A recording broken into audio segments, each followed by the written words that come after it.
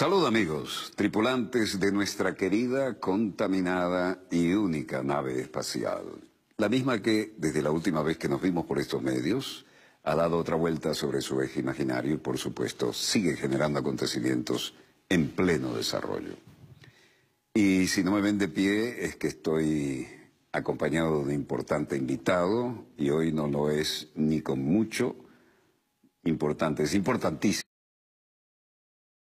En este que por ahora parece ser el último programa de este año, a menos que caiga algún rayo noticioso. Le doy la bienvenida al doctor, profesor Fernando Travieso, economista, magíster en ciencias políticas, constituyente, integrante de la Subcomisión de Petróleo, perteneciente a la Comisión de Economía, coordinador del Observatorio Socialista Petrolero de la Universidad Bolivariana de Venezuela, y todo esto vinculado a la actividad parlamentaria, como es obvio también, ¿no? Bienvenido, compañero. Muchas gracias, Walter, por la invitación, nuevamente. No, es un honor tenerte aquí, no es un lugar común, ¿eh? Aquí los adjetivos no los manejamos con cierta liviandad como se hace en otros programas. Esto no es farándula, esto es política y de la dura, ¿no? Política internacional, así que honor a quien honor merece. Gracias. Te envidio el hecho de que quisiera estar yo también sin corbata, pero aquí estamos, me agarraron así, y esta no la iba a dejar pasar. Bueno, entrando en materia, estamos en una verdadera guerra a escala planetaria otra vez por las fuentes energéticas. Y los recursos para algunos se están acabando, para otros, como nosotros, tenemos el privilegio de tener muchísimo más, y entonces nos transforma en un banco, lo que militarmente diríamos un blanco rentable, ¿no? ¿A qué nos lleva eso? Sí, es que la guerra contra Venezuela comenzó con el bloqueo a las costas de Cipriano Castro en 1902. Ahí nos llegó la era petrolera. Y nos metieron los mejores buques de guerra que había en esa época, ¿no? La Marina de Guerra británica, la más poderosa del mundo, con la alemana, que competía también por ser la más poderosa. Eran buques a carbón y habían hecho investigaciones para cambiarlos a petróleo, pero no tenían el recurso en sus territorios ni en sus colonias. Entonces vinieron sobre Venezuela, que tenía una compañía exitosa en materia petrolera, la empresa nacional minera Petrolera del Táchira, que desde 1878 entró en funcionamiento y desde el 1 de marzo de 1883 con el Pozo Eureka comenzó a producir. O sea, se sabía ciencia cierta la existencia del petróleo en Venezuela. Entonces, dos archienemigos que se preparaban para la Primera Guerra Mundial, unos años después, se pusieron de acuerdo porque el peso británico y el peso alemán hacían contrapeso al poderío estadounidense, que ya era una potencia regional que con la doctrina Monroe se reservaba a América, es decir, los recursos naturales del continente americano para ellos. Se fue la estrategia y por eso nos bloquearon. Entonces la guerra comenzó con una derrota para ellos gracias a ese presidente, a ese gran general Cipriano Castro, que con una profunda dignidad y un conocimiento de las armas derrotó, y con el manejo de la geopolítica, porque jugó con los intereses estadounidenses. Los estadounidenses pensaban que jugaban con él, y quien terminó jugando con ellos fue Cipriano Castro. Hizo una política pendular ahí, ¿no? Se apoyó en uno y en otro hasta que logró su equilibrio. Hasta que el embajador norteamericano Bowen le dice unos años después, bueno, los compromisos que usted adquirió, ¿cuándo los va a cumplir? Y el general Cipriano Castro le contestó, bueno, es que el Tribunal Supremo de Justicia no los aprobó. No lo puedo cumplir. Claro, en 1908, cuando ya la Marina de Guerra británica cambia de carbón a petróleo, coincidencialmente se le da un golpe de Estado y lo sacan de juego.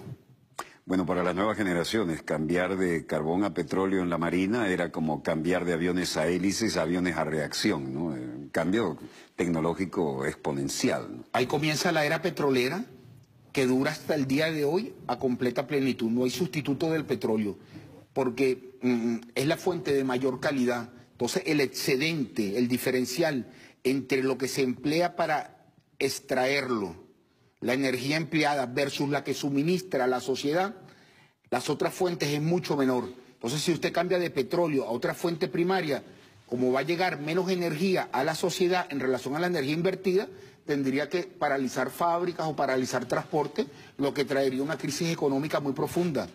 Es por eso que el mundo está en plena guerra por el control de las reservas de petróleo que quedan, que coincidencialmente están en la faja petrolífera del Orinoco, Hugo Chávez Frías, que es el epicentro del conflicto y que explica el acoso geopolítico que hay sobre Venezuela. Nos guste o no, estamos en el ojo del huracán, ¿no? A plenitud, estamos en plena guerra fría. Aunque el ojo del huracán es paradojalmente el lugar tranquilo del huracán, pero asomamos la cabeza y nos vuelan el sombrero, ¿no? Sí. Estamos en el epicentro del conflicto porque, como demuestra este informe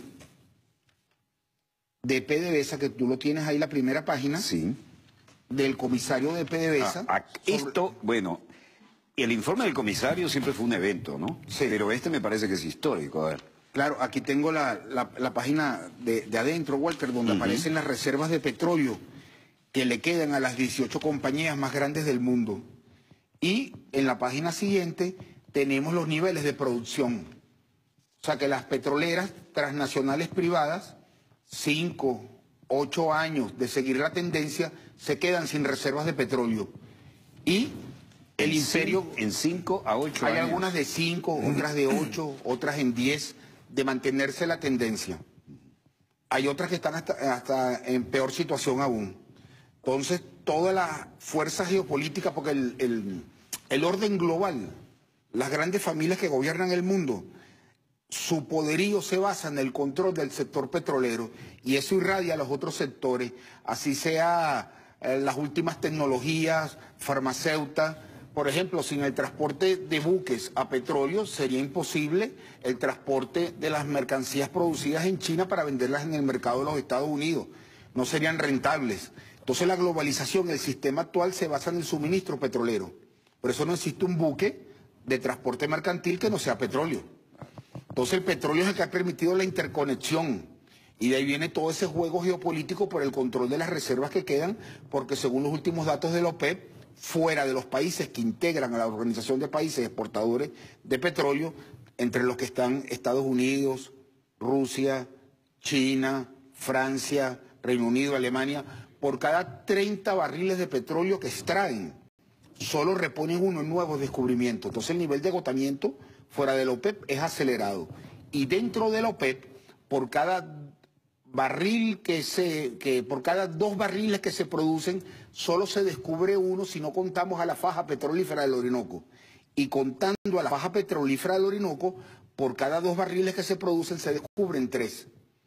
Entonces, el motor del mundo, de modo creciente, va a ser y es la faja petrolífera del Orinoco Hugo Chávez Frías. O sea, la economía mundial va a tender cada vez en mayor proporción a moverse en función de lo que suministre la faja petrolífera del Orinoco. Por eso tenemos todas las grandes potencias que hacen presencia ahí. Imagínate, las estadounidenses, las de la Federación de Rusia, las de China, las del Reino Unido y las de la República Francesa, el Consejo de Seguridad de las Naciones Unidas. En una pugna, en una guerra entre ellas por tener el mayor control de áreas operativas donde están reservas. Y por eso hemos visto esos casos que han escalado por el daño que se le ha dado al país, como Petro Zamora, donde el socio es Gazprom Bank. Entonces ya se genera, y como dijo el presidente Nicolás Maduro, de que parte de lo que ha pasado en nuestra industria petrolera ha sido en contacto con la Embajada de los Estados Unidos. Siendo eso así, eso fue una confrontación grande entre los intereses estadounidenses y los intereses de la Federación de Rusia. Por eso es tan importante el fortalecimiento de los servicios de inteligencia venezolanos para poner, vamos a decirlo coloquialmente, orden en la fiesta. No, y además, sí, el eufemismo lo entendimos, pero además de ser los miembros del Consejo de Seguridad, son los que tienen derecho de veto, ¿no? Sí. Así que se reservaron ese detallito, ¿no? Sí, y que están en guerra. Ya Lenin, cuando escribe el imperialismo fase superior del capitalismo, él dice la confrontación por el recurso petrolero es entre la familia Rockefeller, por un lado, después entre el otro bando era la familia Rothschild, asociada con la familia Nobel, y por el otro lado el Deutsche Bank, que llegó a dominar los campos de Rumanía de petróleo, que fueron los que fallaron en la Segunda Guerra Mundial. Ploesti pasaba por ahí, ¿no? Bueno, hubo batallas que se tuvieron que decidir, primero conseguir el petróleo para después seguir combatiendo, ¿no? Es que si Alemania hubiese tenido suministro petrolero, probablemente hubiera ganado la guerra porque tenía no la paraba superioridad nadie, porque tecnológica. tecnológicamente llevaba una ventaja enorme, ¿no? Claro. Y el espíritu de cuerpo ni se diga. La Unión Soviética, es decir, la Federación de Rusia y los demás países que integraban la Unión Soviética, pagaron con 20 millones de muertos derrotar a los nazis, a las tropas alemanas. Un costo gigantesco, pues. Y después llegan hasta Berlín. Y los Panzer no los paraba nadie, ¿no? Y hablando de Berlín, y me disculpa que te interrumpa. No, adelante, me encanta el tema. 1884, el Congreso de Berlín, las grandes potencias se reparten África. Sí, señor. Trazan unas líneas y se reparten el continente africano. 1916, el Tratado Sykes-Picot, las grandes potencias, encabezadas por el Reino Unido, la potencia dominante, y Francia, los triunfadores de la Primera Guerra Mundial, uno de los triunfadores, se reparten lo que era el Imperio Turco, el Imperio Otomano, que era el mundo árabe donde estaban las reservas de petróleo. No podemos tener la más mínima duda que las grandes potencias, sin verlas como malas y buenas para poder entender la geopolítica, sino en función de intereses, conversan sobre la repartición de la faja petrolífera del Orinoco Gochave Fría. Es por eso que en la constituyente estamos introduciendo, o ya introducimos, una propuesta para modificar el artículo 303 de la Constitución Nacional para que el artículo 2 del decreto de ley 5200, promulgado por el presidente Chávez el 26 de febrero del año 2007, que reserva como mínimo el 60% de las acciones... 60% como mínimo para el Estado venezolano. Para el Estado venezolano tenga rango constitucional. Porque evidentemente en este juego geopolítico lo que buscan las grandes potencias encabezadas por Estados Unidos y las grandes familias por atrás en Estados Unidos y las familias europeas, lo que buscan es control territorial de la faja. Por eso no se les puede dar ni el 0,01 más a nivel accionario en las empresas mixtas. Eso es fundamental para preservar la soberanía, porque Venezuela es el epicentro de este conflicto global por el control de las reservas petroleras. Entonces el objetivo fundamental es preservar la soberanía. Y por eso todos los ataques que sufre la República Bolivariana de Venezuela, esos ataques despiadados contra el presidente Nicolás Maduro y contra nuestra industria petrolera, contra PDVSA. Y lo que hemos repartido aquí, y lo hemos repetido ad nauseam, ¿no? El petróleo del Medio Oriente está 40 a 45 días de navegación con todos los problemas que significa para llegar a Texas. Y el nuestro está de 4 a 5 días, la proporción es 10 a 1, ¿no? Claro, a la hora de un conflicto es mucho más seguro un transporte de petróleo de Venezuela hacia Estados Unidos que 4 días por alta mar, que puede ser atacado por la aviación o por submarinos, los suministros, porque el suministro petrolero va a ser el principal blanco a la hora de un conflicto para dejar sin petróleo a las Fuerzas Armadas del país enemigo. Entonces el petróleo es el factor fundamental, por eso las Fuerzas Armadas del planeta son 100% en función de petróleo. Eso te demuestra que no hay sustituto de igual calidad porque ya las Fuerzas Armadas hubieran repartido. Claro, los laboratorios de ellos, los tanques pensantes, ya comenzarán a decirnos que una parte de la Fuerza Armada va a traer energías renovables. Eso es un absurdo. 100% en función del petróleo. En la Segunda Guerra, ya que tocábamos el tema, había generales alemanes que tenían obligatoriamente que derrotar al enemigo para ver si se quedaban con lo que le quedaba de petróleo al enemigo para poder seguir operando, ¿no? Porque la línea de abastecimiento se había extendido demasiado, ¿no? Fue la causa, y cuando los campos rumanos, nadie se lo esperaba, fallaron. Ploest y todo aquello, ¿no? Se quedaron sin petróleo y tenían aviones a reacción, como tú dices. Sí, el Messerschmitt 262 que hubiera definido la guerra. Claro. No, por más que tuvieran genios como Hans Rudd, el piloto de Stuka, que acababa el solo con una avanzada de tanques rusos, se quedaban sin combustible. No podían despegar y eran blanco fácil de la aviación aliada.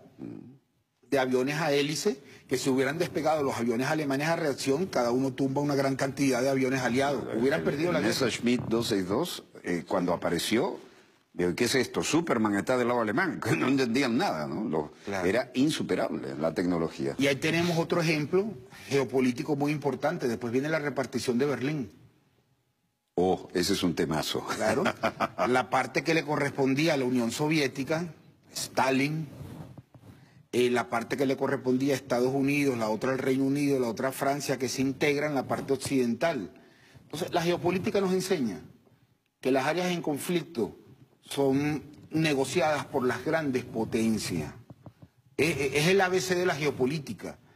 Por eso es tan primordial la preservación de la soberanía como parte del legado innegociable del comandante supremo Hugo Chávez Frías sobre la faja petrolífera del Orinoco.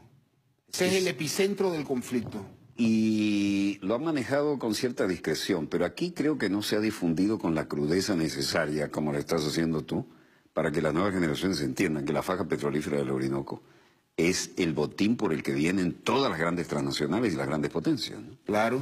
Y el gran divulgador fue el comandante Hugo Chávez Frías, que programa le trae a la población la importancia de la faja petrolífera del Orinoco, mientras los laboratorios de inteligencia enemigos tratan de distraernos, ¿no? Que la faja no es tan importante, que el petróleo se va a quedar bajo tierra porque no tiene utilidad. Imagínate, es la fantasía, pues, crear una realidad paralela, como siempre tú dices en tu programa, la realidad paralela, para confundir a la población y, si es posible, hasta los organismos de inteligencia confundirlos, y a la Fuerza Armada para que enfoquen su capacidad defensiva en otras áreas. Cuando el ataque es por la faja petrolífera del Orinoco. Sin la faja petrolífera, Venezuela no fuera amenazada. Hubiera otro tipo de desestabilización por el control del oro. Pero en cuanto a términos geopolíticos, el petróleo es incomparable en importancia con respecto al oro, siendo el oro sumamente importante y cada vez más estratégico. No era ningún eufemismo aquello de llamarle el oro negro, ¿no? Sí. Que nos enseñaban en primaria. Esto es el oro. Lo que mueve la economía mundial. Sin petróleo no hay economía mundial. Maneja el 7% de los ingresos de manera directa a su venta a nivel global. Pero el resto, ese 93% restante, funciona gracias al petróleo. Si no, no hay intercambios posibles en los términos actuales, porque los costos de transporte de un buque que no funcionara con petróleo imposibilitaría los niveles de comercio y el mundo caería en una crisis. Y eso lo saben las grandes potencias. Lo que pasa es que los tanques pensantes tratan de tergiversar la realidad porque viene por el recurso petrolero.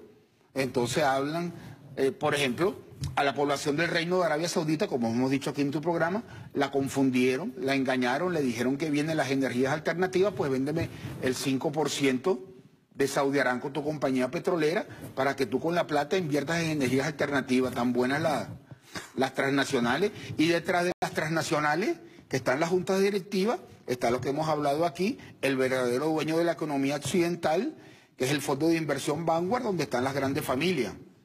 Entonces, cuando tú ves las petroleras, como demostramos aquí en tu programa, son las grandes familias que vienen por las reservas petroleras.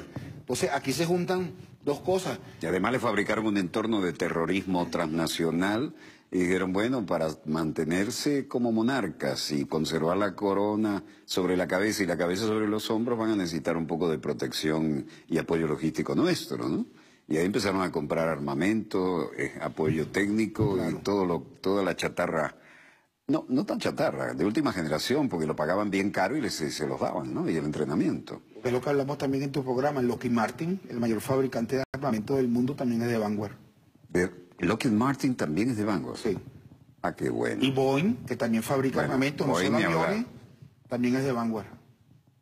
Todo se llega llega el poder a un final donde se integran todos los intereses, ¿no? Viene el Congreso de Estados Unidos, saca una ley mediante la cual un tribunal estadounidense puede declarar culpable por la caída de las Torres Gemelas al Reino de Arabia Saudita por haber propiciado el acto terrorista. Y el juicio puede ser pedido por cualquier familia que haya perdido un allegado en la caída de las torres. Declaras al reino culpable de tumbar las torres y está invadido. El reino dice, no, yo voy a privatizar el 5% de Saudi Aramco, y es la primera visita del presidente Trump fuera de los Estados Unidos. Entonces lo que hace, fíjate, se agarran el 5% de Saudi Aramco. El año que viene sale en venta. Probablemente en la bolsa de Nueva York, pero la bolsa de Londres y Hong Kong están compitiendo, porque la comisión por donde se venda es gigantesca. Entonces se agarran el 5% de Saudi Aramco y viene Arabia Saudita y creo que compra 100.000 millones de dólares en armamento. Bueno, también se lo compra Vanguard. Vanguard se queda con el 5% del petróleo y vende 100.000 millones de dólares. El poder mundial a plenitud. Y además te vendo como aliado estratégico mi protección para que puedas conservar la cabeza sobre los hombros y sobre la cabeza la corona. Siempre y cuando vayas privatizando paulatinamente Saudi Aramco, porque si no te invado. Te desestabilizo, te quito del poder y si no caes y monta un gobierno títere como yo quiera, que yo creo que ya lo tienen en gran medida, te invado. Porque la política del Reino de Arabia Saudita de apoyo a los recortes de producción en la OPEP tiene que ver mucho con las necesidades de las propias transnacionales petroleras que fueron gastando su flujo de caja para mantener los precios bajos, para que cayera el gobierno venezolano principalmente, yo me atrevo a decir por sobre la Federación de Rusia. Ese es un temazo. Aprovecha este horario estelar que tenemos para explicar eso, porque si bien hay gente que ha metido el dedo en el ventilador ahí, no todo el mundo ha ido a fondo con eso. Vamos a explicarle de una manera que nuestra audiencia entienda que estamos metidos, nos guste o no, en el ojo del huracán. Claro, había todo un plan estratégico con respecto a Venezuela, que el presidente Nicolás Maduro lo ha explicado muy bien. Así es. Primero, los tanques pensantes diseñaron los partidos de laboratorio, primero Justicia, Voluntad Popular, que fueron a las guarimbas con una orden de la embajada norteamericana, porque son partidos de laboratorio, con todo lo que sabemos, la cantidad, más de 100 muertos que tuvo el país, partidos de laboratorio, porque fueron creados con un cheque de PDVSA, el original que era la Fundación Primero Justicia, en el año 98 por la meritocracia petrolera. Hay gente que ha pretendido ignorar y olvidar eso, ¿no? Fue un cheque de PDVSA que salió ahí. ¿Y quién gobernaba PDVSA? La meritocracia petrolera. Es decir, los antiguos gerentes de las transnacionales y las personas educadas bajo esa gerencia transnacional que pasaron a dirigir PDVSA, representando los intereses de las transnacionales y tenían todo el cuadro preparado para la reprivatización de la industria, dado el agotamiento de las reservas. Y ya habían ganado miles de millones de dólares con la nacionalización del señor Carlos Andrés Pérez, que en vez de esperar que la ley del general Medina Angarita, promulgada en el año 43, se cumpliera en 1983, es decir, 7 años después, todos los activos hubieran regresado al Estado venezolano sin pagar nada. Gratis hubieran revertido al Estado. Y se lanza a nacionalizar, moviendo una cantidad inimaginable de dólares. Claro, tú tenías los partidos de laboratorio tratando de crear la guerra civil diseñada por los tanques pensantes, instituciones pagas por las grandes transnacionales petroleras, y por el otro lado la infiltración, si se puede llamar infiltración, siempre han estado ahí, porque ellos dominaban PDVSA, ADE y COPEI nunca tuvieron control sobre la industria petrolera, eso era manejado desde el exterior. Tampoco hubo la voluntad política. No, que no tenían con qué, eran unos partidos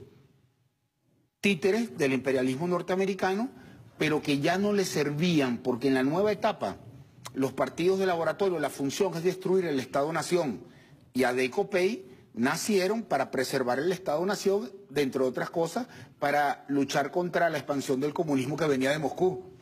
Entonces, cuando cambian las reglas, ya ADE y COPEI no son necesarios. Entonces vienen los partidos de laboratorio, fomentan la guerra civil, y una vez que son llevados al poder, con la infiltración dentro de PDVSA, donde sometiendo gerentes, cuerpos de inteligencia extranjeros, dañando, vejándolos, violando sus derechos humanos en gran medida, eso hay que decirlo. Funcionó no pocas veces el chantaje, ¿no? El chantaje, todo tipo, las artimañas de la Guerra Fría, imagínate, derrotaron a la Unión Soviética en una época, imagínate lo que hacen en Venezuela, tumban la producción petrolera, y entonces el partido de laboratorio en el poder tenía la excusa perfecta para privatizar PDVSA, y al igual que el 30% que se privatizó de Ecopetrol, una mínima empresa comparado con PDVSA, fue comprado por Vanguard. Ya sabemos quién va a comprar quién hubiese comprado las acciones de PDVSA cuando hubieran comenzado a salir a la venta pública en las bolsas de valores. Las grandes familias que dominan el planeta y que ven como su enemigo principal la revolución bolivariana. Y además, fíjate, los noticieros estelares que llevaban la pauta de la opinión pública, la Creole Petroleum Corporation presenta, y esa era la línea oficial, ¿eh? Y se manifestaba a través de lo que siempre hemos dicho, ¿no? Que en vista de que veníamos a los satélites de uso civil, hay dos teatros de operaciones. El teatro real, llámese guerra, crisis política, como lo quieras llamar, y el paralelo o alternativo en los medios, ¿no? Y el manejo, la hora aquí la marcaba la Creole Petroleum Corporation, y tenían las grandes estrellas del periodismo manejándose en ese estándar, ¿no? Un control total de la familia Rockefeller sobre Venezuela, cuya figura clave era don Rómulo Betancourt. Don Rómulo Betancourt representaba los intereses de la familia Rockefeller en Venezuela. Nelson Rockefeller, el presidente Truman, cuando la familia Rockefeller crece tanto, decide una expansión total y le asigna a cada uno de los descendientes de la familia Rockefeller un área en el mundo, y al señor Nelson Rockefeller le toca Venezuela. Recuerdo cuando don Rómulo vuelve de Suiza, ¿no? Dice, no vengo a enchinchorrarme ni a empantuflarme. Y tuve el honor de cubrir eso porque, como yo ya tenía algún posicionamiento, me metí en la casa y además busqué las pantuflas y le tomé una foto para publicarlo. Pero se jugó con cierta elegancia porque todavía teníamos margen, había un estándar de vida donde la gente estaba sin chocar con la realidad contundente ahora del neoliberalismo, pero la jugada por debajo era a cuchillo, ¿no? Era muy fuerte. Y con una llamada te comunicabas con la embajada de la Unión Soviética y le ponías un freno a la embajada de los Estados Unidos de América. Había la bipolaridad, Sí. un juego que aquí se manejó. Típico de la Guerra Fría, además, ¿no? Pero cuando cae la Unión Soviética, cae Adey-Copey, porque viene el consenso de Washington, la avalancha... Eso es muy importante. Eso vamos a dejarlo para abrir el segundo bloque porque nos quedan 2 minutos. Redondea eso y después abrimos con el consenso de Washington. La caída de la Unión Soviética trajo la caída de Adey-Copey. Ya no eran útiles en la política que seguían los Estados Unidos de América y por atrás las grandes familias. Eso es un temazo. Vamos a tener que desarrollarlo después de este corte. Breve corte y volvemos con estos históricos acontecimientos en pleno desarrollo. Ya volvemos.